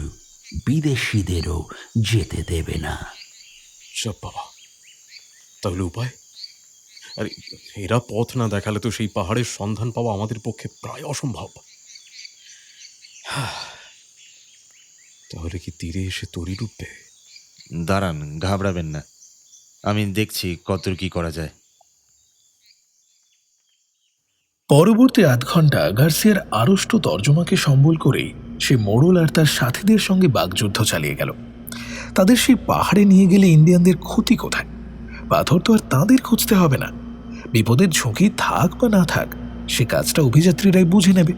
বরঞ্চ গ্রামবাসীদের 16 আনাই লাভ। এটুকু সাহায্যের বিনিময়ে এত উপহার, এত ধনসম্পদ তাদের দেওয়া হবে, যে জিনিস তারা কোনোদিন চোখে পর্যন্ত দেখেনি। এখন এবং এর পরেও সে দাক্ষিণ্য মিলবে। অনেক অনুরোধ, উপরোধ এবং প্রলোভনের পরে সীমিতর মনোভাব শেষ পর্যন্ত কিছুটা হলেও পাল্টাল। সে বনিত আর কনিবুর সঙ্গে আরেক দফা আলোচনায় বসল। কিছুক্ষণ বাদে বিক্রমজিৎদের জানিয়ে দিল বড়জোর একটা সমাধান বের হতে পারে।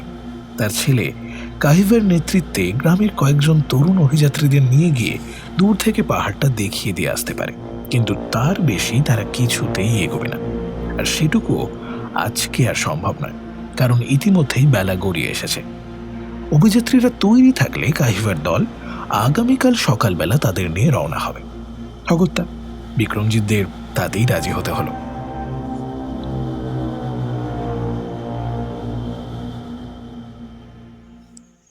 সন্ধ্যাবেলা ক্যাম্পে ফিরে এসে সঙ্গীদের নিয়ে আলোচনায় বসল বিক্রমজিৎ। পাথর এমনিতে পাওয়া যায় না, নরবলি দিতে হয়। এই কথা শুনে শুনে অরুণ সেন প্রথমে একটু দমে গিয়েছিলেন। তার ধারণা ছিল এই আকরিক নিশ্চিতভাবেই কোনো খোলা জায়গায় ছড়িয়ে ছিটিয়ে রয়েছে, পরিভাষায় যাকে বলে ওপেন কাস্ট মাইন। কারণ খনিগর্ভ থেকে আকরিক উত্তোলন এই আদিম জনজাতির কর্ম নয়। এই আদিবাসীদের কথা সত্যি হলে তাঁর সেই অনুমান ভুল প্রমাণিত হচ্ছে।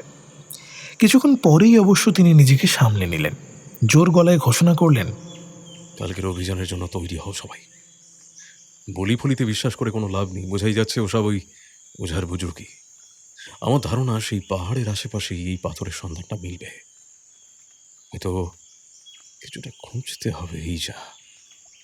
বিক্রমজিৎ ঠিক ততখানি নিশ্চিত হতে পারল না। কেন তা সে নিজেই জানে না।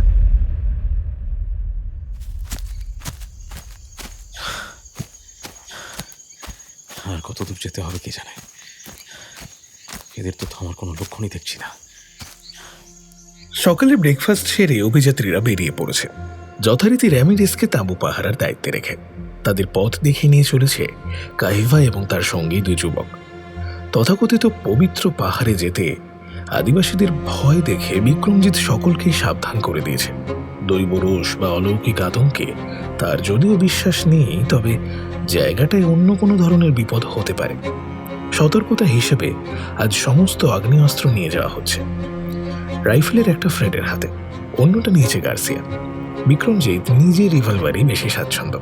তাছাড়া দলনেতা হিসেবে সে হাত খালি রাখতে চায়, যাতে আপাতকালীন পরিস্থিতিতে চটজলদি কিছু করতে পারে। তাদের এই যাত্রা শুরু হয়েছে সকাল 8টায়। এখন প্রায় বেলা 10টা বাজে। এই 2 ঘন্টা অনবরত হাঁটা হয়েছে। কাহিফারা তাদের নিয়ে চলেছে গ্রাম থেকে আরও পশ্চিমে, ঘন বনের ভেতরে। বিক্রমজিতের হিসেব অনুযায়ী অন্তত 5-6 কিলোমিটার পথ পেরিয়ে এসে তারা। সুতরাং 40 প্রফেসরের ক্লান্ত হয়ে পড়াটাই স্বাভাবিক।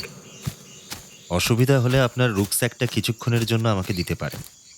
আর তাছাড়া আরেকটু পরে দম নেওয়ার জন্য একটু তো থামতে হবেই, সেই সময় না হয়। সিনিয়র, গার্সিয়ার চাপা গলার ডাকে তার কথায় বাধা পড়ল। সামনে তাকিয়ে সে যে দৃশ্য দেখতে পেল তা সত্যিই অবাক করার মতো। ফ্রেড আর বিকাশ আগেই দেখেছে, তারা হাঁ করে সেদিকেই চেয়ে রয়েছে। এতক্ষণের ঘন জঙ্গল যেন কোনো মন্ত্র বলে হঠাৎ শেষ হয়ে গিয়েছে। অভিযাত্রীদের সামনে এই মুহূর্তে এক বিস্তীর্ণ প্রান্তর, তার চারপাশে ঘন বনের প্রাচীর, কিন্তু সেই মাঠের পুরো জমিটাই আশ্চর্যজনকভাবে ন্যাড়া। কেবলমাত্র গাছ নয়, একগুচ্ছ ঘাসও সেখানে চোখে পড়ছে না, আর সেই প্রান্তরের ঠিক মাঝখানে একটা পাহাড়। না, তাকে ঠিক পাহাড় বলা যায় না, টিলা অথবা ঢিপি বললেই বোধহয় ভালো হয়। কিন্তু তবুও বর্ষণ বনের সমতল জমির ওপর সেই টিলা পুরোপুরি বেমানান এবং ব্যাখ্যার অতীত। আকৃতিতে অর্ধগোলাকার, উঁচুতে প্রায় একটা 4 তলা বাড়ির সমান, জায়গাটা চওড়ায় প্রায় ফুটবল মাঠের মতো। আর সবচাইতে আশ্চর্যের বিষয়, ঢিপির গায়ের জমি পাথুরে, মসৃণ, নিখুঁত, কুচকুচে কালো। সে জমিতেও কোনো উদ্ভিদ মাথা চারা দিয়ে উঠতে পারেনি। সেদিকে তাকিয়ে থেকে বিক্রমজিতের ভ্রু কুঁচকে গেল। এই তাহলে ইন্ডিয়ানদের সেই পাহাড়, তাই তো? সেই ওটিনা কাটোরি। কিন্তু কিন্তু পুরোটাই তো মনে হচ্ছে ব্যাসাল্ট জাতীয় কোনো পাথর দিয়ে তৈরি। এই রকম পাথর, এরকম পাথর এই নদী অববাহিকা অঞ্চলে থাকা কার্যত অসম্ভব। অর্থাৎ অর্থাৎ এই পাথর পৃথিবীর বাইরে থেকে এসেছে। মনে হচ্ছে এই পুরো পাহাড়টাই বিরাট একটা উল্কাপিণ্ড। বিক্রম, আমার থিওরিতে বোধহয় বিশেষ ভুল নেই। ওই আকরিক এর আশেপাশেই কোথাও পাওয়া যাবে। বিজাতীয় ভাষায় উঁচু পর্দার কথোপকথনে তার বক্তব্যে বাধা পড়ল। দেখা গেল কাহিভা ও তার সঙ্গীরা উত্তেজিত, সেই সঙ্গে যেন বেশ কিছুটা আতঙ্কিত। কাহিভা হাত পা নেড়ে দ্রুত লয় কিছু একটা বলে চলেছে। গার্সিয়া মন দিয়ে শুনে তা বোঝার চেষ্টা করছে, মাঝে মাঝে পাল্টা প্রশ্নও করছে। কিছুক্ষণ পর নিজের দলের দিকে ফিরল সে, বলল, কাহিভা এখনো আমাদের সাবধান করে চলেছে, বলছে ফিরে যেতে। আরও বলছে আমরা যেন এই পাহাড়ের গুহার কাছাকাছি না যাই। হি ইজ ওয়ার্নিং আস। কিন্তু কেন? সেই সামান কনিবোর কথাটাই ফের বলছে। ওই গুহাতে নাকি যাকে বলি দেওয়া হবে তাকে শুধু ঠকানো হয়, সে আর বেঁচে ফেরে না। বেঁচে ফেরে না? কিন্তু লোকটা মারা যায় কিভাবে? সেটাই জিজ্ঞাসা করলাম। কি বলল I am really unable to understand. ঠিক ধরতে পারছি না। লোকটা দেবতার আশীর্বাদ পায় অথবা ওই রকমই কিছু একটা বলার চেষ্টা করছে। ওকে যাক, আমরা সাবধান হয়ে এগোবো। আর কোথায় যাব না যাব সেটাও নিজেরাই বুঝে নেব। এদের কাজ শেষ, এবার এদের বিদায় দাও। আর হ্যাঁ, বলে দাও গ্রামে ফিরে আমরা এদের উপযুক্ত দক্ষিণা দেব। গার্সিয়ার ইঙ্গিতে কাহিভা ও তার সঙ্গীরা ফেরার পথ ধরল। তবে তারা যে যেতে যেতেও ভয়ার্ত দৃষ্টিতে ওই পাহাড়ের দিকে তাকাচ্ছে, সেটা বিক্রমজিতের নজর এড়িয়ে গেল না। সেই ইন্ডিয়ান আদিবাসীরা চোখের আড়াল হয়ে যাওয়ার পর অভিযাত্রীরা পায়ে পায়ে টিলার দিকে এগোতে লাগলো। বিক্রম, একটা জিনিস লক্ষ্য করে দেখেছ কি? Look, there is no trace of life. একটুকু প্রাণের চিহ্ন নেই এখানে। বিক্রমজিৎ অবশ্য আগেই সেটা লক্ষ্য করেছে। ফ্রেডির কথা যথার্থই। টিলার উপরে কিংবা আশেপাশে কোনো জীবজন্তুর নড়াচড়া চোখে পড়ছে না। শুধু তাই নয়, একটা বনের যে স্বাভাবিক আওয়াজ, পাতার মর্মর শব্দ, পাখির কলকাকলি, পতঙ্গের শব্দ, ছোটখাটো প্রাণীর চলাফেরার সরসর, এই সবটুকুই এখানে অনুপস্থিত। পুরো জায়গাটা আশ্চর্য রকমের থমথমে। টিলার ওপরে যে কিছু নেই সে তো দেখাই যাচ্ছে। চলো এর চারপাশে ভালো করে খুঁজে দেখি। আমার ধারণা ওই আকরিকের পাথর এখানেই কোথাও আছে। ইন্ডিয়ানদের বক্তব্য অনুযায়ী এ পাথর কিন্তু এমনি এমনি পাওয়া যায় না। দেবতা বলি গ্রহণ করলে তবেই নাকি। ছাড়ো তো, সব ওই বুনোদের মন গড়া কথা। টিলার ওপরটা ন্যাড়া, দেখে তো মনে হচ্ছে ওখানে কিছু নেই। তাহলে এই পাথর টিলার আশেপাশে এই জমিতেই থাকার কথা। আগেই বলেছি, ওপেন কাস্ট মাইন না থাকলে ও জিনিস ইয়ানোমিদের হাতে আসতো না। মাটির নিচ থেকে খুঁড়ে বার করা ওদের কম্য নয়। প্রফেসর সেনের আচরণ দেখে এবং কথাবার্তা শুনে বিক্রমজিৎ একটু অবাক হচ্ছিল। অভিযানের একেবারে শেষ পর্যায়ে এসে ভদ্রলোক যেন কিছুটা অসহিষ্ণু হয়ে পড়েছেন। ওই পাথর হাতে পাওয়ার জন্য যেন তার আর তর সইছে না। অথচ গোড়ায় বিক্রমজিতের মনে হয়েছিল সোনার নতুন আকরিক আবিষ্কারের নেশাতেই তিনি এই অভিযানের জন্য মেতে উঠেছেন। তবে কি তার সেই অনুমানে ভুল ছিল? অরুণ সেনের অনুসন্ধিৎসায় কি মিশে রয়েছে বেশ খানিকটা লোভ? শেষ পর্যন্ত কিন্তু দেখা গেল প্রফেসরের ধারণা ঠিক নয়। জমির প্রত্যেকটা ইঞ্চি দেখতে দেখতে টিলার পরিধি বরাবর এক চক্কর ঘুরে আসতেই দলের সময় লাগলো বড়জোর 8 ঘন্টা। কিন্তু সেই আশ্চর্য পাথরের একটা টুকরো কারোর নজরে পড়ল না। তাই তো, এরকমটা হওয়ার কথা তো ছিল না। এখন উপায়? কষ্ট করে হলেও সবাই মিলে একবার টিলার ওপরে উঠে ভালো করে খুঁজে দেখবো কি। তার দৃষ্টি অনুসরণ করে অন্যরাও ফের টিলার চূড়োর দিকে তাকালো। আর ঠিক তখনই টিলার গায়ে একটা গুহার মুখ সকলেরই নজরে পড়ল। মাটি থেকে অনেকটা উপরে, পাথরের একটা খাঁজের আড়ালে থাকায় প্রথমে দেখা যায়নি। আরো একটা অদ্ভুত ব্যাপার, তার মুখ খুব একটা বড় না হলেও নিখুঁত গোলাকার। তাহলে এই সেই ভয়ঙ্কর গুহা। প্রফেসর কিছু না বলে গম্ভীর মুখে ঘাড় ঝোঁকালেন। ফ্রেড আর বিকাশ হাঁ করে তখনও গুহার দিকে তাকিয়ে। ধর্মভীরু গার্সিয়া রাইফেলটা বাঁ হাতে নিয়ে ডান হাতে নিজের বুকে একটা ক্রস আঁকল। কিছুটা দূরত্ব রেখে সবাই গুহার সামনে গিয়ে দাঁড়ালো। গুহাটা বড্ড অদ্ভুত, খুব একটা বেশি প্রশস্ত না হলেও একজন মানুষ স্বাচ্ছন্দ্যে হেঁটে ঢুকতে পারে। সূর্যের আলো তার ভেতরে যেটুকু গিয়েছে তাতে দেখা যাচ্ছে গুহার দেওয়াল মসৃণ। প্রবেশ পথ থেকে মেঝে ক্রমশ ঢালু হয়ে ওপরের দিকে উঠে গিয়েছে। কিছুটা পর থেকেই ঘন অন্ধকার। অরুণ সেনী সবার আগে মুখ খুললেন। বাইরে যখন পাওয়া যায়নি তখন পাথর ওই গুহার ভেতরেই আছে। ইন্ডিয়ানদের গল্প হয়তো কিছুটা হলেও সত্যি। ওই সামান নির্ঘাত পুজোর নামে ওখান থেকেই পাথরগুলো নিয়ে আসে, আর নিজেদের অন্ধবিশ্বাস অনুযায়ী সেই সময় ওখানে কাউকে বলি দেয়।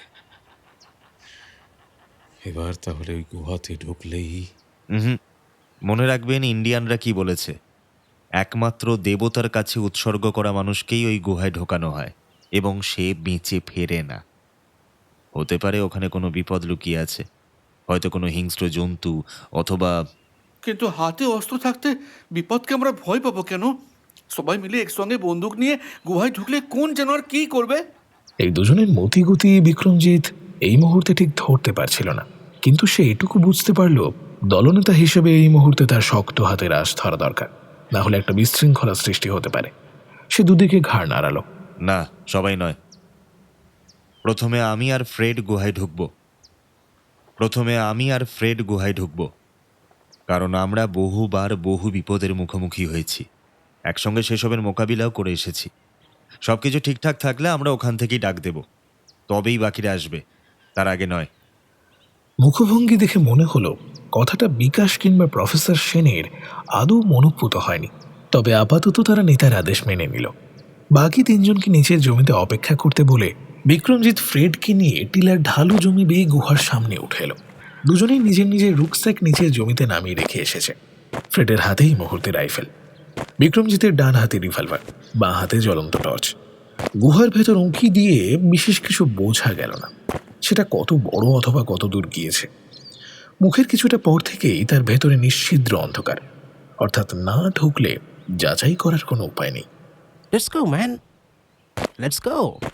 রাইফেল বাগিয়ে ধরে সে সন্তর্পণে গুহার ভেতরে পা রাখল। বিক্রমজিৎ গায়ে গায়ে লেগে থেকে তার কাঁধের ওপর দিয়ে সামনের দিকে টর্চের আলো ফেলছে, কিন্তু সেই আলো বেশি দূর যেন যেতে পারছে না।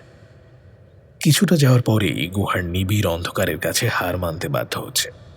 গুহার দেওয়ালের যেটুকু অংশে আলো পড়ছে সেটুকু অস্বাভাবিক রকমের মসৃণ। বিক্রমজিতের হঠাৎ কেমন যেন সন্দেহ হলো। দেওয়ালের উপর একটা হাত রেখে চমকে উঠল সে। ফ্রেড দেখো, এটা কিন্তু পাথর নয়, মনে হচ্ছে এই দেওয়াল কোনো ধাতুর তৈরি।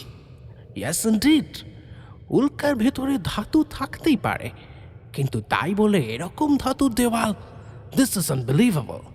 উল্কা নয় ফ্রেড, এটা একটা spaceship. What? A spaceship? What did you mean by that? এখনো বুঝতে পারছো না? সাধারণ উল্কাপিণ্ড হলে বায়ুমণ্ডলে ঢুকে জ্বলে যেত, অন্তত আংশিকভাবে। এরকম নিখুঁত গোল আকার থাকতো না।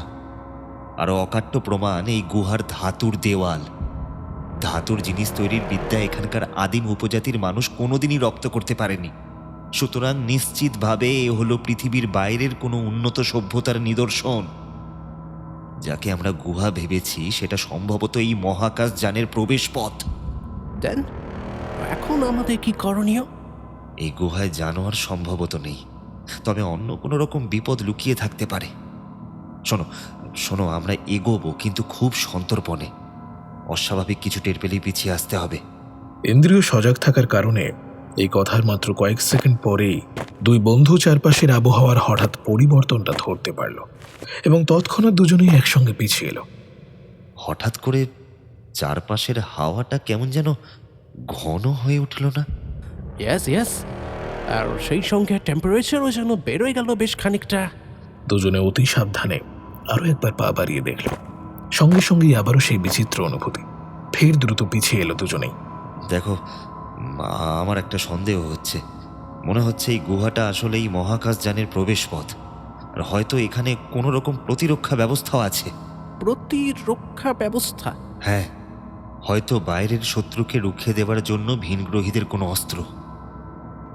আমরা একটা নির্দিষ্ট গণ্ডি পেরোলেই তা চালু হওয়ার উপক্রম হচ্ছে, আর সেই অস্ত্রই হয়তো মানুষের পক্ষে প্রাণঘাতী। সেখান থেকে ওই বলিদানের গল্পটার উৎপত্তি। তাই নাকি? Well, what to do next? ফিরে চলো, তারপর সবাই মিলে পরামর্শ করে দেখতে হবে নিরাপদে ভেতরে ঢোকার কোনো কৌশল আবিষ্কার করা যায় কিনা। অতএব দুজন অভিযাত্রী গুহা থেকে বেরিয়ে এলো। পাহাড়ের নিচে এসে সঙ্গীদের সাথে মিলিত হলো তারা। বিক্রমজিৎ খুব সংক্ষেপে নিজের ধারণার কথা সবাইকে বুঝিয়ে বলল। অ্যামাজন অরণ্যের এই আশ্চর্য টিলা যে আসলে উল্কাপিণ্ড নয়, ভিনগ্রহী মহাকাশযান, এই কথা শুনে গার্সিয়ার চোখ কপালে উঠল। কিন্তু অরুণ সেনের মুখ দেখে মনে হলো কোনো কারণে এই ব্যাখ্যা তার মনোপুত হয়নি। অর্থাৎ তোমার বক্তব্য হলো ওই গুহা আসলে এই পরিত্যক্ত স্পেসশিপের ভেতরে ঢোকার রাস্তা। তাহলে ওখানে ঢুকতে বারণ করছো কেন?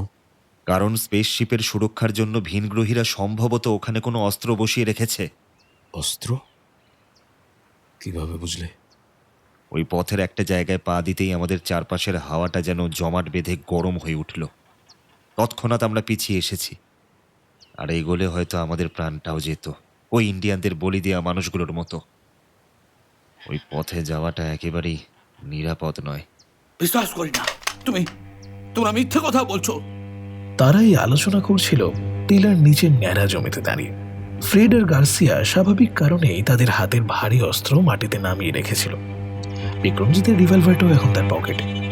এদের সকলের অন্যমনস্কতার সুযোগে বিকাশ গার্সিয়ার রাইফেলটা হস্তগত করেছে এবং টিলার দিকে কিছুটা সরে গিয়ে এদিকে মুখ করে দাঁড়িয়েছে।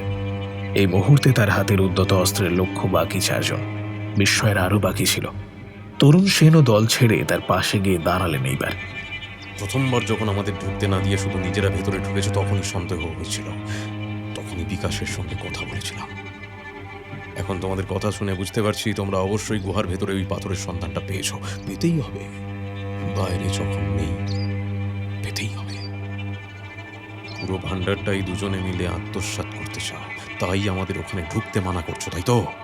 না, আপনার ভুল হচ্ছে। গুহার ভেতরে ওই পাথর নেই, ওখানে আসলে পাথর আছে কি নেই সেটা এবার আমরা এই গুহায় ঢুকে দেখবো। খবরদার, কেউ এক পা নড়বে না, আমাদের বাধা দেওয়ার চেষ্টাও করবে না, না হলে কিন্তু গুলি চালাতে বাধ্য হব। ফ্রেড আর চোখে তার রাইফেলের দিকে তাকাচ্ছিল। সেটা লক্ষ্য করে বিক্রমজিৎ চোখের ইঙ্গিতে তাকে নিষেধ করলো। নিজেও রিভলভারের দিকে হাত বাড়ালো না। বিকাশ থিওরির লক্ষ্যভেদের ক্ষমতা কতদূর তা জানা নেই, কিন্তু এই উন্মাদ সত্যিই যদি আধুনিক রাইফেলের ট্রিগার টিপে দেয় তাহলে বিপদ ঘটারই সম্ভাবনা প্রবল। বিকাশ ভাই, আমার কথাটা শোনো, পাগলামি করো না। ওই গুহায় সত্যিই বিপদ আছে। তোমাকে সেটা ভাবতে হবে না। রাইফেলের নল যথাসম্ভব এদিকে তাক করে রেখেই বিকাশ এবার টিলায় উঠতে লাগলো। হাঁচড় পাঁচড় করে তাকে অনুসরণ করলেন অরুণ সেনও। গুহার মুখে পৌঁছে দুজনেই শেষবারের মতো এদিকে ফিরে তাকালো। তারপরেই গুহায় ঢুকে পড়ল তারা। তাদের পায়ের বুটের আওয়াজ ক্রমশ ভেতর থেকে মিলিয়ে যেতে লাগলো। We have to stop them. এভাবে জাস্ট ছেড়ে দিলে চলবে না। ওরা যদি ভেতরে ওই টেম্পারেচার চেঞ্জটা টের পায় তাহলে। মার্টিনের মুখের কথা শেষ হলো না। গুহার ভেতর থেকে বিকাশ আর অরুণ সেনের যুগপৎ তীব্র আর্তনাদ বাইরের তিনজনের মাথা থেকে পা পর্যন্ত কাঁপিয়ে দিল। সে আর্তনাদে সমান পরিমাণে মিশে রয়েছে আতঙ্ক আর যন্ত্রণা। কিন্তু একবার, মাত্র একবার, তারপরেই রক্ত জল করা সে চিৎকার নিমেষেই থেমে গেল। শোনা গেল কোনো কঠিন বস্তু গড়িয়ে পড়ার শব্দ। তিনজনের বিস্ফারিত দৃষ্টির সামনেই গুহামুখ থেকে বেরিয়ে এসে জমিতে ছিটকে পড়ল গোলাকার দুটো পাথর। তাদের গা থেকে তখনও ধোঁয়া উঠছে। বিস্ময় আর আতঙ্কের প্রাথমিক ধাক্কাটা কাটিয়ে বিক্রমজিৎ কিছু দূর এগিয়ে গেল।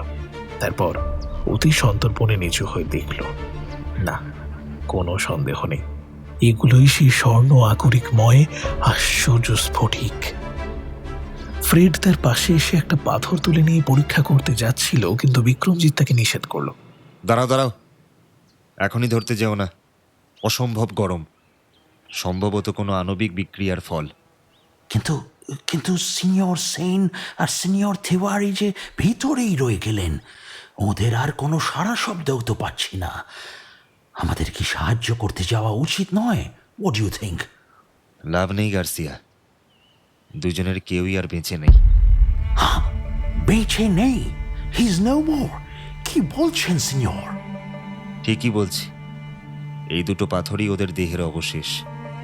ইন্ডিয়ানরা কি বলেছিল মনে নেই? এই পাথর পাওয়া যায় শুধুমাত্র প্রাণের বিনিময়। বাট হাউ, ওদের এমন দশা হলো কি করে? বললাম না, সম্ভবত ওটা আণবিক বিক্রিয়া, যদিও পুরোটাই আমার অনুমান। হয়তো ওখানে এমন কোনো রশ্মি আছে যা আণবিক স্তরে বিশাল পরিবর্তন ঘটিয়ে জীবন্ত প্রাণীর সেল বা টিস্যুকে ওই রকম স্ফটিকে রূপান্তরিত করে। শত্রুর অনুপ্রবেশ রোখার জন্যই হয়তো মহাকাশযানের প্রবেশ পথে এই অস্ত্র রাখা হয়েছিল। And এই স্পেসশিপটা এটা এখানে এলো কি করে? সেটা বলতে পারছি না। মনে হয় সুদূর অতীতে অন্য কোনো গ্রহের সভ্য অধিবাসীরা এরকম কিছু যান পৃথিবীতে পাঠিয়েছিল। কি উদ্দেশ্যে সেটা এখন বলা অসম্ভব। হয়তো তারা নিজেরাও ভুলে গেছে, কিন্তু যানের সুরক্ষা ব্যবস্থা এখনো সক্রিয় এবং স্বয়ংক্রিয়ও হয়তো। সেই কারণেই শুধু ইন্ডিয়ানরা নয়, সমস্ত পশু পাখিও এই টিলা সভয়ে এড়িয়ে চলে। দেন ইনকা সভ্যতার সোনাও কি?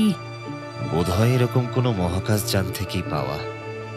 হয়তো সেখানকার অত্যাচারী শাসকরা ইতর প্রাণী অথবা দাস আর যুদ্ধবন্দীদের ওই প্রবেশ পথেই ঢুকতে বাধ্য করত।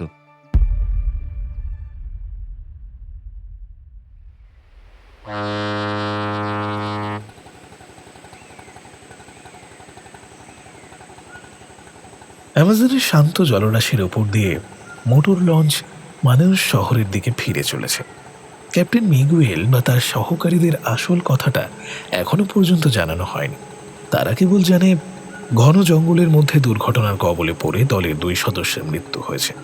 দুর্ঘটনা ঘটেছিল এক গভীর জলাশয়। হতভাগ্যদের মৃতদেহ সেই জলেই ডুবে রয়েছে, উদ্ধার করা সম্ভব হয়নি। অবশিষ্ট 4 অভিযাত্রীর সকলেই ভীষণ ক্লান্ত এবং বিষণ্ণ। কারণ মুখে কোনো কথা নেই, গন্তব্যের খুব বেশি দূরে নয়। তাই জন্যই গার্সিয়া র্যামিরেজ ধীরে ধীরে সমস্ত মালপত্র গুছিয়ে নিচ্ছে। কিন্তু বিক্রমজিতের মাথায় এই মুহূর্তে একটাই চিন্তা, কলকাতায় ফিরে অরুণ সেন আর বিকাশ তিওয়ারির পরিবারের কাছে সে কি জবাবদিহি করবে। 2 পরিবারের কেউ অথবা এই অভিযানের পৃষ্ঠপোষক যদি তার মুখের কথা বিশ্বাস না করেন এবং আইনের দ্বারস্থ হন, সেক্ষেত্রে হয়তো তাকে পুলিশি জেরার মোকাবিলাও করতে হতে পারে। সেই দিনের মর্মান্তিক ঘটনার পর বিক্রমজিৎ আর ফ্রেড অনেকটা সময় নিজেদের মধ্যে পরামর্শ করে। শেষ অবধি দুজনেই একটা বিষয় একমত হয়, এই দুটো পাথরের খণ্ড যতই অদ্ভুত হোক না কেন, সেগুলো যে নিখোঁজ 2 যাত্রীর দেহাবশেষ একথা কেউই বিশ্বাস করবে না। সুতরাং এই জিনিস সভ্য জগতে বই নিয়ে গিয়ে প্রথাগত অন্তিম সংস্কারের চেষ্টা করে কোনো লাভ নেই, বরং মাথা খাটিয়ে এমন কোনো দুর্ঘটনার গল্প বানাতে হবে যাতে ওই দুজনের মরদেহ উদ্ধার করতে না পারার কোনো যুক্তিসঙ্গত ব্যাখ্যা থাকে। পাথর দুটোকে সেই প্রান্তরেই সমাহিত করা হয়। তাঁবুতে ফিরে আসার পর সবার সম্মতিতে ঠিক হয় এই অভিযানকে প্রলম্বিত করে আর কোনো লাভ নেই। কাজে যত দ্রুত সম্ভব জিনিসপত্র গুটিয়ে নিয়ে ফিরতি পথে রওনা দেওয়া হয়। ফ্রেড মার্টিন অবশ্য একবার বলেছিল, ব্রাজিল গভর্নমেন্টকে এই ভিনগ্রহী যানের ব্যাপারে জানিয়ে এখানে সামরিক অভিযান চালানো যেতে পারে। না বন্ধু, না। অজানা এবং অবিশ্বাস্য প্রযুক্তির ভিনগ্রহী অস্ত্রের নমুনা আমরা স্বচক্ষে দেখে এসেছি। ওই যানের ভেতর আরো মারাত্মক কিছু থাকতেই পারে। কাজেই তার স্বরূপ উদ্ঘাটনের চেষ্টা পৃথিবীর মানুষের পক্ষে হিতকর নাও হতে পারে। শেষ পর্যন্ত ফ্রেডের গার্সিয়া তার কথাতেই সায় দিয়েছিল। বিপুল এই পৃথিবীর কতটুকুই বা আমরা জানি, কিছু রহস্য থাকাই ভালো।